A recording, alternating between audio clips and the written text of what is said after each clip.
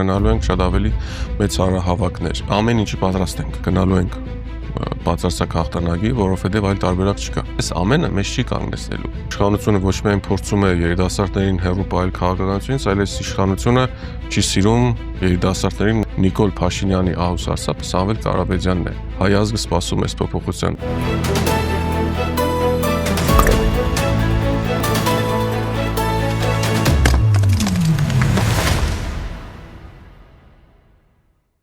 Բարև ձեզ, դուք դիտում եք հարցեր կան հաղորդումը, այսօր հարցեր կան Ուժեղ Հայաստան կուսակցության անդամ Ռուբեն Մխիթարյանին։ Բարև ձեզ։ Բարև ձեզ։ Շնորհակալ եմ, որ այստեղ եք։ Շնորհակալ եմ հրավերի համար։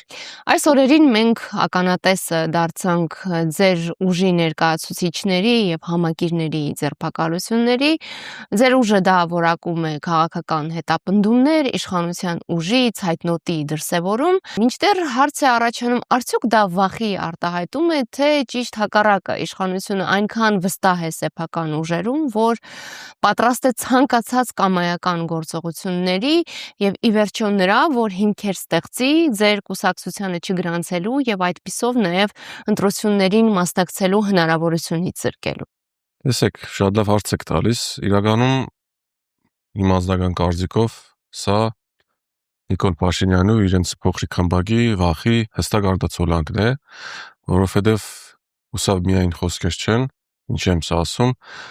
վերջին գրեթե 1 տարին հստակ ցույց տվեց փաստերով, ապացույցներով, թե ինչքան է Նիկոլ Փաշինյանը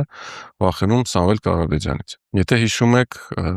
վստահ եմ ավելի ճիշտ կհիշեք, թե ինչ հանգամանքներում ձերբակալեցին եւ որ խոսքերի համար պարոն Կարապետյանին։ Այսինքն եկեղեցու պաշտպանության համար մենք ունեցանք քաղաքական հետապնդում, ու այդ մարդը շուրջ արդեն 1 տարի է գտնվում է անազատության մեջ։ Ինչքան էլ հիմա նշենք, որ տնային կալանք է, ամեն դեպքում այն ինչ որ հիմա կատարվում է Հայաստանում, դա նորմալ չէ, դա ժողովրդավարության հետ ընդհանրապես կապ չունի, ասեմ ավելին, օրինականության հետ առավել եւս։ Ինչի եմ սրանք ասում, ես նաեւ լինելով որպես փաստաբան, նաեւ հանդիսանում եմ պարոն Կարապետյանի շատ քիչ մասնակցությամբ փաստաբանական թիմի անդամ, դատական նիստերին ամբողջ process-ները մեկ բան են ապացուցում, որ չկա օրենքի հետ կապված որևէ դրույթ։ Ամբողջ գործը, քրեական գործը շինծու է։ Այսօր էլ իմիջայլոց ունենք նաև մենք դատական նիստ, շատ մեծ հույս ունենք, որ այսօր դատարանը կգտնվի կառաջնորդվի, ավելի ճիշտ ոչ թե կգտնվի, կառաջնորդվի օրենքի կերակայությամբ ու առնվազն տնային կալանքը կվերացնի, որովհետև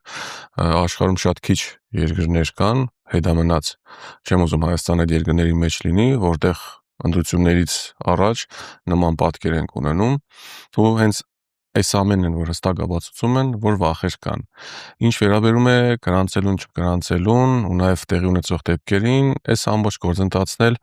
հավատացնում եմ ձեզ, էլի շինծու է, որովհետև նաև վերջին ամիսներին դատական գործերը նաև մեր հետ ընդհանրապես կապ չունեցող հստակ ապացուցեցին, որ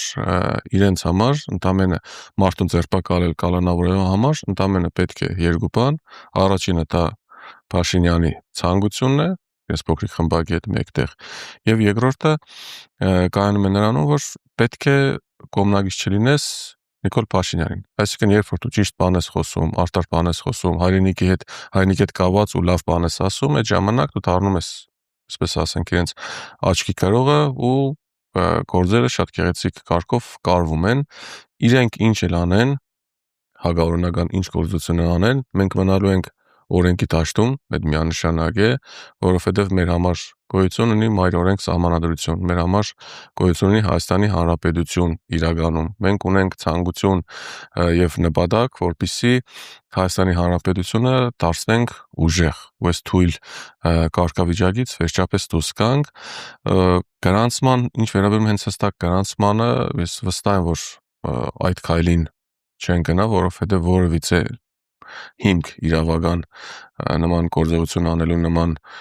բան անելու չունեն, բայց ամեն դեպքում իհարկե չենք բացառում, բայց նաև այդ բոլոր պլաններին մենք պատրաստ ենք։ Ինչ վերաբերում է տրամաբանության սահմաններում գործելուն, իրենք բազմիցս ապացուցել են, որ տրամաբանությունից դուրս են գործում, այնպես որ հիմքեր չարժե փնտրել այս իմաստով։ Ինչ վերաբերում է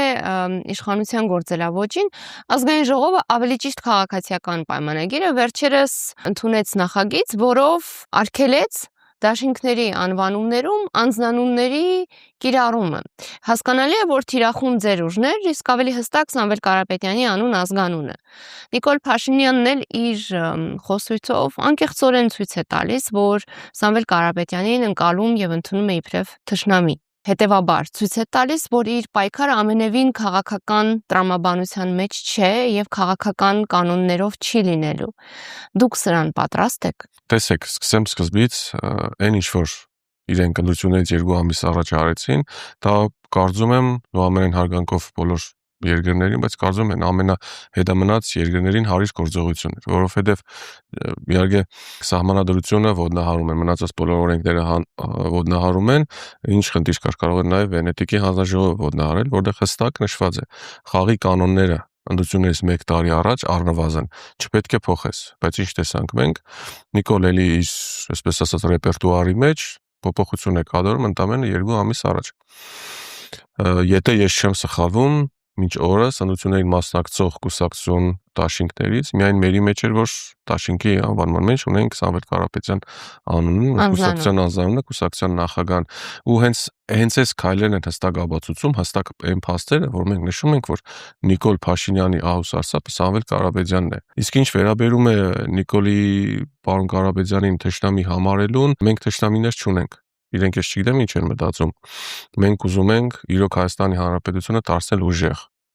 Ուզում ենք դարձնել այնպիսի երկիր, որը կունենա ուժեղ տնտեսություն, որտեղ մարդիկ լավ կապրեն, որտեղ արտագաղթի փոխարեն ունենք ներգաղթ, ունենք ուժեղ բանակ, ուժեղ անվտանգություն։ Այդ հարցի մյուս կողմն է ամբողջովին հակառակ բևեռներում են, այո, հնարավոր է նաև որ պարոն Կարապետյանի թշնամի համարի, որովհետև մեկը ուզում է լավ երկիր ունենալ, մյուսը դրա ամբողջովին հակառակն է։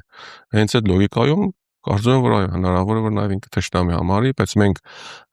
թշնամի չենք համարում ոչ մեկին, մենք ուզում ենք իրոք ունենանք լավ երկիր ու ապրել բարեկեցիկ կյանքով։ Այս ամբողջ ընթացքում հարցադրում է հնչել ձեր ուժի հետ կապված, արդյոք դուք վճռական եք լինելու հնարավոր հավանական հաղթանակը պահելու հարցում։ Ավելի հստակ փողոցային պայքարի պատրաստ եք թե ոչ։ Հանրահավաքը վերջերս տեղի ունեցած համարել ձեր կողմից ուժի ռեսուրսի ցուցադրության մեսիջ, համարել վճռականության մեսիջ, որ հնարավոր հաղթանակի դեպքում դուք չեք բացառում փողոցային պայքարով այդ հաղթանակը պահելու ստրատեգիա։ Ամսի 11-ի հանրահավաքը, որ նաև միասնության հանրահավաք էր, իրականում չէր բավականացնում, այսպես ասենք, մեր ուժին կամ ռեսուրսին։ Ես շատ ընկերներ ու հայրենակիցներ եմ ունեցել, ովքեր որ շփվել են, ինչ-ինչ պատճառներով չեն եկել։ Այսինքն դա իրական պատկերը չէ։ Դա դեռ մի բան էլ համեստ պատկեր է։ Միանշանակ համեստ պատկեր էր, որովհետև իհարկե այն որտեղ որ արեցինք հանրահավաքը լեփլեցուներ, վստահ եմ ոչ Դանիել Լեոնիսյանի ավելի 2 ժամ առաջվա տեսա ձայնագրություններով իրական պատկերը վստահ եմ տեսել եք, դա ընդամենը մեր համակիների շատ ու շատ քիչ տոկոսներ, որովհետև ել եմ կրկնում, ես ունեցել եմ անձամբ իմ ընկերներից շատ մարդիկ իրենց ընտանիքներով ինչ-ինչ պատճառներով չկարողացան ներկա գտնվել, իհարկե նաև ժամանակից առաջ անցնեն, վստահ եմ մենք նաև ունենալու ենք շատ ավելի մեծ հանրահավաքներ։ Մենք ամեն ինչի պատրաստ ենք, միանշանակ, դա կլինի փողոցային պայքար, դա կլինի ցանկացած տեսակի պայքարի պատրաստ ենք, միայն ի տարբերություն Նիկոլ Փաշինյան մենք գործելու ենք օրենքի շրջաններում։ Այսինքն, ինչ գործողություն էլ որ մանենք, մենք որևիցե ոչ իրավաչափ գործողություն չենք անելու։ Միանշանակ գնալու ենք բացարձակ հաղթանակի, որովհետև այլ տարբերակ չկա։ Հիմա մենք դրված է հունիսի 7-ի ընտրություններում դրված է հայ ազգի լինել չլինելու հարցը։ Ես չեմ չափազանցնում, վստահ եմ որ Հայաստանի պատմության մեջ մենք նման ընտրություններ չենք ունեցել, երբ որ կամ ես կողմ ենք կամ են կողմ։ Դրա համար մեր հայրենակիցներին նաև մեր խնդրանքն է գնալ ընտրություններին, չառաջնորդվել են հանգամանքով, որ դե լավ մի ցայնը որևիցե բան չի որոշելու կամ չգիտեմ ինչ ոչ։ Մենք եթե թողնելու ենք բախտիկը մահաճույքին Հայաստանի Հանրապետությունը, մենք խնդիրներ ենք ունենալու։ Վերջերս խորհրդարանական լսումներ էին եւ ուզում եմ ձեր ելույթից մի ձևակերպում առանձնացնել, որը հավանել եմ անկեղծ ասած։ Ասում եք մամուլը դատարանները եկեղեցին հպատակեցնելը ապիկար քաղաքականություն չէ։ Ճիշտ հակառակը հստակ ռազմավարություն է, որը իշխանությունը հետևողականորեն առաջ է տանում։ Բայց այստեղ որոշակի հակասություն եմ տեսնում, որովհետև շատ հաճախ ձեր ուժը խոսում է նրա մասին, որ այս իշխանությունը թույլ է, ապիկար է, մինչդեռ թույլ իշխանությունը դժվար թե ռազմավարական քաղաքականություն որդեգրեր եւ հետեւողականորեն առաջնորդեր։ Կա գիտակցումը, որ դուք իրականում գործ ունեք շատ լուրջ ռեսուրսներ ունեցող, համակարգեր ունեցող մեքենայի հետ, հանձին իշխանության։ Հասկացա, տեսեք, երբ որ մենք նշում ենք թույլ ղեկավարություն, թույլ Նիկոլ Փաշինյան, այսինքն թե նշում ենք ընդամենը բարձրաձայնում ենք իրականությունը, այստեղ մի հատ կարևոր միտք եմ ուզում ասեմ։ Նիկոլ Փաշինյանը արտաքին բոլոր հարաբերություններում թույլ է։ Ցանկացած արտաքին քաղաքականություն, ցանկացած չգիտեմ հարցի դեպքում, որ Հայաստանի Հանրապետություններից դուրս է, այնտեղ նա չափից ավել թույլ է։ Բայց նա ուժեղ է միայն իր աթոռը պահելու պայքարում։ Այսինքն միանշանակ ես վստահ եմ, որ համակարգ գործում է։ Համակարգ գործում է, բայց այստեղ ամենակարևոր խնդիրն այն է, որ համակարգը չի գործում իշա Հայաստանի Հանրապետության ու հայ, այլ ընդհակառակը։ Համակարգը գործում է մամուլ իրենով անելու։ Ես վստահ եմ, տեսել եք իր վերջի հարցազրույցները կապված լրագրողների հետ, անհասկանալի, թե ես չլինեմ, դուք մի ժամ կորս չեք ունենա, ես չլինեմ ֆայլաբազարում եք աշխատելու կամ նմանատիպ ու մնացած իր բոլոր ելույթները առանց որևէ բացառության։ Սա միայն խոսում է նրա մասին, որ ինքը ամեն ինչ անում է աթոռը պահելու համար։ Այո, այդ մասով համակարգ իդեալականին մոտ աշխատում է։ Դրա համար ունեցանք մենք իրենք որ ժամանակ որ ասում են 3 միլիոն վարչապետ, չէ, մենք ունենք ընդամենը մի վարչապետ, մեկ դատավոր, մեկ ազգային ժողովի պատգամավոր։ Սահմանադրությունը ոտնատակ են տվել։ Սահմանադրությունում ախր վերջի վերջոտ երկրի մայր օրենքն է։ Հստակ նշված է, որ օրենսդիր, գործադիր, դատական իշխանությունները պետք է իրարից տարանջատվեն։ Իսկ մեր մոտ բոլորը հավասար են։ Դե ասում եք կառավարությունը ես եմ։ Դա տեղից այդ մարդը չգիտեմ ինչ պետք է ասի, որ մենք հասկանանք, որ մեր մոտ հստակ դիկտատուրա է գործում։ Այսպես ասած այդ SMS-յան արտարադատությունը, բարձրագույն դատական խորհուրդ, ոստիկանություն, անգերջ համակարգ չգիտեմ, որ միայն ու միայն իրեն չի ենթարկվում, բայց վերջի մենք մի երկրում ենք ապրում, որտեղ մեզ համարում ենք ժողովրդավար, օրինական, իրեմ անկախ, բայց հիմա ամբողջովին դրա հակառակն է։ Զավեշտալին է, որ այդ դիկտատուրան Նիկոլ Փաշինյանը կարողանում է վաճառել աշխարհաքաղաքական ուժերին ժողովրդավարության փաթեթավորմամբ։ Ես ամենայն անգերությամբ չեմ հասկանում, ու չասեմ, թե ինչպես է իր մոտ ստացվում, թե ինչի են նաև մեր տեղում գործող օրինակ հասարակական կազմակերպությունները նման կերպ վարվում։ Միգուցե գումարն է վերջացել կամ չգիտեմ ավելացել է, այդ պահը չեմ հասկանում անգերությամբ, որովհետև օրինակ վերջի դեպքերը մեր ձերբակալված, կալանավորված, չգիտեմ տնային կալանքով գտնվող մեր կանանց եւ աղջիկներին, ես չեմ խոսում, որ իրենք երեխա ունեն կամ դա քավլիցի, այո, դա բարոյական չէ, բայց տնենք այդ հարցը կողքի։ Կարևորը փաստերն են, իրավական փաստերը։ Հիմա մարդիկ որևէ հանցագործություն չեն արել, օրինակ մեր իմ գործընկերներն ու լավ ընկերները Կոհարի եւ Վերժին են, Կոհարի նույնիսկ Հոմաշյան Կոհարի նույնիսկ ցայնագրություն կար, որ հստակ թե ինչ լավ է աշխատում գործարանների հետ, ու ցավոք սրտի դա ամենը պետք է աներ իշխանությունը, բայց հիմա անում է մի ուժ, լավ բան, ու այդ սարկում են սովորության համաձայն շոհու աղմուկը տալիս են առանց դատարանի որոշման։ Իրենք են որոշման կախավարկածը միանշանակ դրել են կողքի, դա չի էլ քննարկվում, բայց առանց դատարանի որոշման փոքրիկ խմբակի ներկայացուցիչները մտնում են լայֆեր ու իրանցից այսպես վստահ ու իրենցից հաջող ստանալով ներկայացնում են, որ վсё, վերջ արդեն գործը փակված է, ասում է վճիռը կա, ամեն մարդ իր պատիժն է կրում։ Հենց դրա մասին եմ խոսում, որ իրավաբանություն, օրենք, այս մարդկանց համար գոյություն չունի։ Այս մարդկանց միակ խնդիրը աթոռ պահել, ուրիշ ոչ մի բան։ Այդ ճանապարհին համարել օրինաչափություն կանանց թիրախավորելը տպավորություն է, որ այդպիսով ուզում են ավելի շատ վախի մթնոլորտ տարածել։ Իրենց դեպքում կարմիր գիծ որևէ գոյություն չունի։ Չի ստացվելու այդ։ Պարոն Կարապետյանի ուղերձը տեսել եք, որտեղ հստակ նշում էր, նրանք կարող են մեզ հետապնդել, նրանք կարող են մեզ կալանավորել, ձերբակալել, բայց այս ամենը մեզ չի կանգնեցնելու։ Իմ ունեցած իմ ազգական պրակտիկայով, երբ որ ինձ մոտ շուրջ 2 ամիս ես գտնվում էի արտիք քրեակատարողական հիմնարկում, մի փոքր ավելի քիչ, իրենք հենց այդ հույսով չարածի համար կալանավորեցին ու ինչ։ Չէ, սխալվում եք, արածի համար։ Ձերքերը վեր բարձրացնելը արդեն համարվում է գործողություն։ այո, Բայց իրենց դեպքում, հա, նաև քննչական կոմիտեի նախագահան, եթե չեմ սխալվում, ազգային ժողովի ամբիոնից նշել էր, որ տագից ինչ որ բաներ եմ արել, բայց իդեպ մտավախություն չունեք այնուամենայնիվ, որ այս գործողություններով, կանանց թիրախավորելով, նաև ձերբակալություններով, թեկուզ նրանով, որ մարդուն կարող են մի քանի ժամ զրկել ազատությունից, ձեր համակիրների շրջանում կարող են վախի եւ կաշկանդվածության մթնոլորտ ձևավորել։ տեսեք, մեր Facebook-յան նաև ակտիվությունը, մարդկանց հետ շփումները, այդ սոցիալական հարցումները ցավոք սրտի իրենց համար հակառակ էֆեկտ են տալիս։ Մեր Կարապետյանն արել մի անգամ շատ լավ միտք ասեց, թվում որ չեն կալանավորում, որ չեն ձերբակալի, հիմա ավելի շատ ամոթ է, որովհետև այս իշխանությունը այն ինչ որ անում է, այսինքն հենց դու իշխանության համար աչքին գար, ուրեմն դու հավատացնում եմ ցես իրական կյանքում կերնի վրա իրոք հայրենասեր ես, իրոք բարոյական ու նորմալ մարդ ես։ Հենց այդ է իրանց ուզած, հենց այդ վախի մթնոլորտ ստեղծելն է, որովհետև դրա համար էլ Նիկոլ Փաշինյանն ու իրենց այդ փոքրիկ խմբակ այս աստիճան ցայտոտների մեջ, չգիտես, անդադար ինչ որ գործողություններ են անում, ինչ որ անհասկանալի բաներ են անում ու ելի եմ կրկնում իրենց արած գրեթե բոլոր գործողությունները ոչ իրավաչափ են։ Դրա համար իրենցից նեղվել կամ վազգալ կամ վախենալ առավել եւս պետք չի, շատ քիչ է մնացել, շուրջ 50 օր է մնացել, մենք էլ կդիմանանք, չեմ կարծում խնդիր լինի։ Վստահ եք հաղթանակ։ Միանշանակ։ Նիկոլ Փաշինյանի հաղթաթուղթը շարունակում են համարել մարզերը, համարելով, որ Երևանում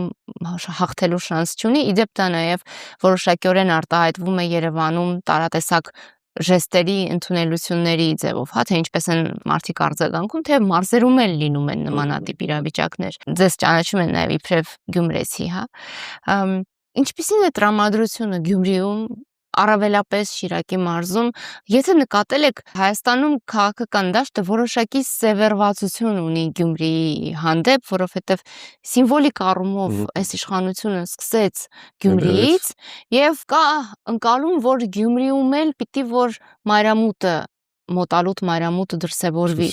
եւ հատկապես քաղաքապետի ընտրությունը դրա համար որոշ շրջանակներ ողջավորությամբ ընդունեցին։ Ինչպիսի պատկեր է ոչ միայն Գյումրիում, նաև Շիրակի մարզում, եթե դուք ունեք որոշակի ինֆորմացիա։ Տեսեք, ինչպես ասում են, ուղղակի չի, որ մենք համարում ենք հայրաքաղաքը, ճիշտ է, մայրաքաղաքին շատ սիրում հարգում ենք, բայց միանշանակ հենց մեր մոտով էլ իր ավարտը լինելու է, իրականում մի հատ հումոր կա, որ երևանցիները մեր հետ կավացանում են, թե դուք ուղարկեցիք մեր մոտ, դուք չթողեիք, այսպես ասած, մենք ասում ենք, մենք մեր կողմից ազատվեցինք, դուք չընդունեիք, հիմա իրականում այդ է, մարզերում տեսեք, մենք բնակչության հետ ինչ, չասեմ խնդիր, բայց ինչ բաց կա, որը մենք ամենօրյա ռեժիմով լրացնում ենք, ես նաև Շիրակի մարզի համակարգ ունեմ, ամենօրյա ռեժիմով, թե քաղաքում, թե գյուղերում շփում եմ ունենում մեր քաղաքացիների հետ, մարդկանց երբ որ տեղեկատվություն հստակ տալիս ես, իրենք հասկանում են, գյուղերում մարդիկ նայում են իմ երազած Հայաստանի հմեգը։ Այսինքն, երբ որ դու հմեգ ես նայում, քեզ թվում է դու աշխարհի ամենալավ երկրում ես, Շվեյցարիան է։ Երբ որ մարդկանց հստակ բացատրում ես ինչ վիճակի երկիր է, ինչ խնդիր կա, որովհետև տեսեք, այն աստիճանի ինքնավատ պայմաններ է հասցրել Շիրակի մարզն ու Գյումրին նամանավանդ 43% մենք աղքատություն ունենք մարզի մասշտաբով։ Դա բավականին լուրջ թիվ է։ Այսինքն մարդկանց ցավոք սրտի որևիցե բան այլևս չէ դա, որովհետև ինչ խնդիր ունի նույնիսկ ամենապրիմիտիվը կոմունալի ու հացի խնդիր ունի։ Հավատացնում եմ ձեզ, այդ անորակարված ասֆալտը տենդերներով շահած 10 գյուղ փակված դպրոց եւ ընդամենը 1 դպրոց կառուցածը, այդ ընդամենը աչք խապոցի է։ Նիկոլի սիրած մանիպուլյացիաներն են մարդկանց, որովհետեւ ամենաանգստությամբ եթե ես սոված եմ տուն գնում, ինձ մեգա փողոցը ասֆալտը է, թե տարուփոս։ Շատ ավելի լավ կլինի, որ մարդիկ աշխատանք ունենան, մարդիկ չարտակախտեն, ընտանիքները իրար հետ լինեն։ Մենք ինչ ունենք, արտագաղթի պատճառով գյուղեր են փակվում, դպրոցներ են փակվում, աշխատատեղեր են կրճատվում։ Ու ընդամենը 10 գյուղի համար դիցուկ 1 դպրոց են կառուցում, ասում են տեսեք ինչ են կարել։ Դեմոգրաֆիկ մենք բավականին լուրջ խնդրի առաջ ենք կանգնած նամանավանդ մարզերում, որովհետև տեսեք ինչ է ստացվում։ Իրականում մարզերից ցավոք սրտի մեկ ճանապարհ կա։ Միակողմանի ճանապարհ, այսինքն դեպի Երևան է։ Դա լավագույն դեպքում դեպի Երևան է։ Վատագույն դեպքում օտանովով այլ երկիր գնալն է։ Ու այդ ամեն ինչի պատճառով ինչ է ստացվում։ Մարդիկ աշխատանք չունեն, բնակարանի հնարավորություն չունեն, զբաղվածություն չունեն, լքում են երկիրը, ընտանիքները բաժանվում են ու ինչ է ստացվում, կամաց գյուղերը դադարվում է, վերջում էլ Աստվածչյանի հետ նման ձև շարունակվի, որը իհարկե չեմ հավատում, վստահում եմ մեր հայրենագիստերին, դառնալու ենք երևի քաղաքապետություն Երևանում այսպես նույնիսկ պրիմիտիվ Երևանի խնդիրները չեն կարողանում լուծել բոլոր առումներով։ Դե Մի քիչ խցանումների օրինակ անձրևաճերերը մի քիչ անձրևը շատ է գալիս խնդիրը, մի քիչ ձյունը շատ է գալիս խնդիրը։ Օրինակ, եթե Երևանում ամենայն անկեղծությամբ Երևանի բախտը երևի Աստված բարեհաճ է գտնվել, շատ է բերել մարզերի մագարտակ, օրինակ, չգիտեմ, Աբարանի, Շիրակի մարզի Արագածոտնին, եթե չեմ սխալվում, քիչ ձյուն չի գալիս, եթե մի քիչ բնակլիմայական պայմանները մերին մոդիներ, Երևանը վստահ եմ 3 ամիս կաթվածահար է լինելու, որովհետև դե ինչ է ստացվում, գալիս է մի քանի սանտիմետր ու տեսել ենք, որ չեն մաքրում, էլ չեն հասում անել, տարվա մեջ մեկ անգամ լիցուն մաքրեն, էլ չեն կարողանում անել։ Այս մարդիկ որևիցե բան չեն կարողանում անել։ Պարգևավճար ստանալուց բացի ազգային պետական ծառայող են վերջո այդ բառերը ուղղակի չեն ստեղծել, պետական ծառայող հասկացությունը ինքնանպատակ չի եղել։ Այսինքն պետությանը պետք է ծառայես, ոչ թե պարգևավճարները ստանաս, ծոպուշվայտ կյանք վայելես, մի հատ էլ լրագրողներն ու մարդկանց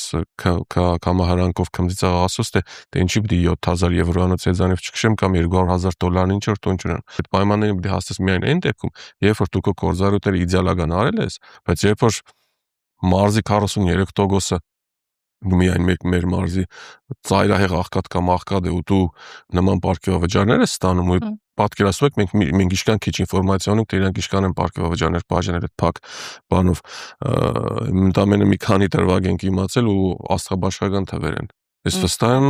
էլի շատ ու շատ են։ Ու այդ դեպքում նման բան անել այդ ծաղրը չէ մեր հայրենագիստերի մեր ժողովրդի նկատմամբ, չգիտեմ ինչ է։ Ասում եք ի վերջո պետական ծառայողները չէ, իրենք պետությունն են ծառայեցնում իրենց անձնական բարեկեցությանը։ Դուք թվարկեցիք այն բոլոր լուրջ սոցիալական խնդիրները, որոնք կան, անզեն աչքով երևում են եւ ոչ միայն Շիրակի մարզին են դրանք վերաբերելի։ Դա էր պատճառը, որ դուք այդքան թիրախային փորձեցիք ներկայացնել ձեր տնտեսական քայլերը, տնտեսական նախագծերը եւ սրանով նաեւ ամփոփենք վերջին հարցը ուղղ եմ։ Անվտանգային ոչ նույն ոգևորությամբ եւ ոչ նույն ծավալով ներկայացրիք, ինչ տնտեսականը։ Հնարավոր է, որ դա իմ տպավորությունն է։ Եթե այդպես չէ, միտում կար։ Տնտեսական քայլերը, կոնկրետ հիմա դրա մասին եթե փորձեմ խոսել, այդ 5 քայլերը պարոն Կարապետյանի, այսպես ասած, գաղափարներն են եղել։ Կատարված ուսումնասիրությունները, թե որտեղ ունենք ռեալ ու թիրախային խնդիրներ։ Մեկ, բայց բաց ճշմարտություն կա։ Մեր համար երկու էթա տնտեսական 5 քայլերն են, անվտանգային 6 քայլերն էլ, այսպես ասած, միանշանակ նժարի վրա հավասար դիրքում են, բայց մենք երբեք հնարավորություն չենք ունենալ ուժեղ բանակ, եթե մենք ուժեղ տնտեսություն չունենք։ Դրա համար մեր համար առաջնայինը ունենալ ուժեղ տնտեսությունն է։ Երբ որ մենք այդ հարցը չենք լուծում, ինչքան է ուզում է սահմանները պաշտպանված լինեն, մարդիկ նորից գնալու են, եթե մարդը լավ չի ապրում, դեմոգրաֆիկ խնդիրները առաջ են գալիս, երկրից բացակայում է, սոված է, ինչը շատ լավ, սահմանները պահպանված են, բայց այդ մարդիկ երեխա ունեն, այդ մարդիկ ուզում են ապրել։ Դրա համար ամենաառաջնայինը, նաև համատեղությամբ, բայց այսպես ասած իրար հետևից գալու են, ունենալու ենք ուժեղ տնտեսություն, հենց հիմնված այդ 5 քայլերի վրա, ու իհարկե դա շատ քիչ հատվածն է, որ փոփոխություններ են տեղի ունենալու, ուժեղ բանակ իր անվտանգային բոլոր գործոններով հավասարապես գալու է։ Այնպես որ վստահ եմ ունենալու ենք հունիսի 7-ին մեր քաղաքացիները շատ ճիշտ որոշում կկայացնեն, մենք էլ կունենանք մեր նոր իրական, իսկական հայ առաջնորդը, ով որ լինելու է վարչապետ, ու դա միանշանակ պարոն Կարապետյանն է։ Սամվել։ Հաղորդման ավարտին չեմ կարող մի հարցի չանդրադառնալ։ Դուք մինչև